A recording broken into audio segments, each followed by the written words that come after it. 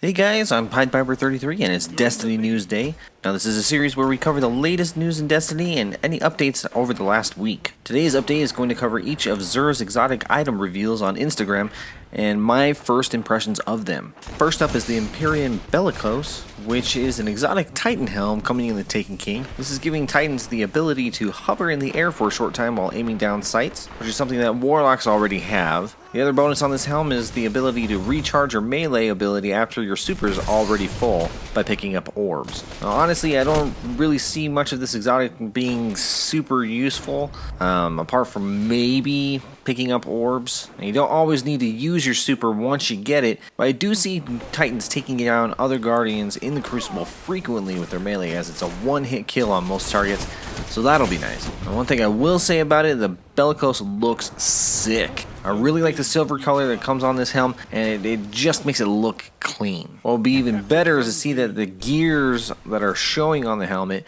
to actually move on the helm, a lot like some of the Hunter helms do.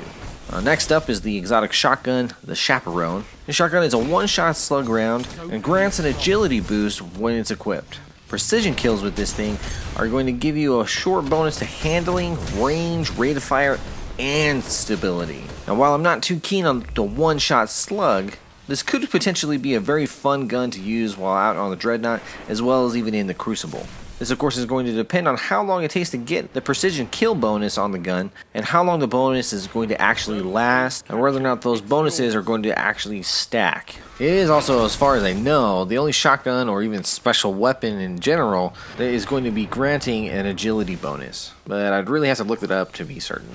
Now, the look of the weapon is pretty nice with a black Wild West look, and I'd love to see a reload animation for this gun work like the lever action Winchester, or, oh, even better, shotgun reload that the Terminator does in Terminator 2.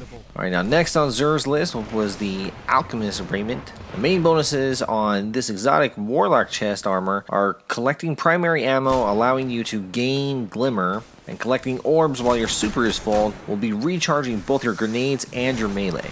Now, this is the first exotic that seems to be a farming exotic, allowing you to pick up extra Glimmer while you're out destroying minions of the darkness. Now, the second bonus is very similar to the Bellicose, which makes me wonder how orbs are going to be handled in the Crucible. Currently, I like to take a note of where my teammates have generated orbs so that I can go back and revisit those later on to get my super back up quicker. I've never had to really worry about whether or not I was going to pick them up before, so something like this is definitely going to affect the Crucible play, as I imagine there will be others like me who attempt to avoid picking up extra orbs. I mean, to me, my melee and my grenades just aren't as important as my super in the Crucible, especially since you only get your super once or twice, maybe 3 times per match, if you're lucky. Of course, that's not going to be much of a big deal in the new game type Mayhem, so I can see both the Raiment and the Bellicose being effective there. As far as the look goes, I love the black with the blue and purple. I would love to see this pulse with color changes, or, I mean, even if the color changes at different angles, I'd be happy. Fourth on our list is the exotic fusion rifle, Telesto. The Telesto is going to be attaching projectiles to your target and then detonate with a delayed void blast, with multi-kills dropping orbs for your allies. So, in order to understand how this should be working, think Halo's Needler. Xur doesn't tell us that the rounds actually track enemies, so it may not be exactly the same, but if the blast is big enough, you may not actually need the tracking rounds. I can see this working quite well in PvE with groups of enemies clumping up, allowing for orbs galore for your fire team. The Crucible can also be fun with this, especially in Control, with more Guardians gathering around the flags, and especially on any game type when heavy ammo drops onto the map. There's always 2 to 4 people around just trying to huddle around the box like Boy Scouts around a campfire waiting for marshmallows to finish cooking.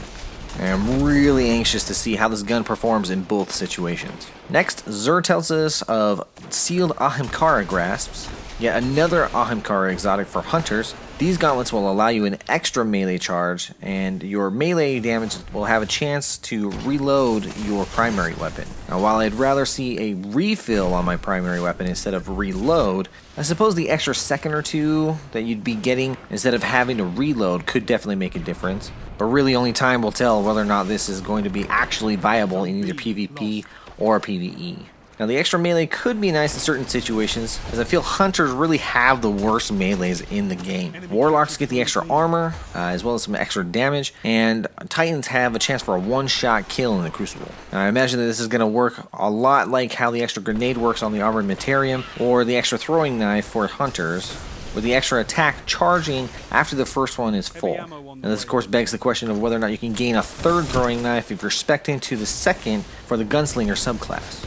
Now I do like that the Ahamkara bones were coated in silver, as it provides the same aesthetic please that the Bellicose has. Last but not least, Xur gives us a close-up of the Sleeper Simulant, a heavy-slash fusion rifle that is being touted as the next Gallarhorn. Now, the weapon has the ability to over-penetrate enemies, as well as ricochet around on hard surfaces, providing the ability to hit larger targets multiple times on the same shot. Now, the first thing that came to mind to me when I saw this gun, when it was highlighted by Game Informer, was that it was basically a ricocheting Spartan laser from Halo. And while that's definitely not a bad thing, I do wish that it was something a bit more than that. Maybe with enemies who die from the shot exploding, or having a damage increase per pass-through on the same enemy on the same shot. Now let me know what you guys think of that in the comments below. As far as the look is concerned, it looks badass. Enough said. Well guys, that's it for this update. Let me know what you guys think of these exotics in the comments. Are you liking what you see, or would you rather have something else revealed? Would you rather see one of your favorites from year 1 coming back that isn't on the list? Something like Hardlight or Gallarhorn? Go ahead and let me know down below. Well, thanks so much for watching, and be sure to subscribe for more Destiny content. Make sure you always pay the piper, and we'll see you in the next one.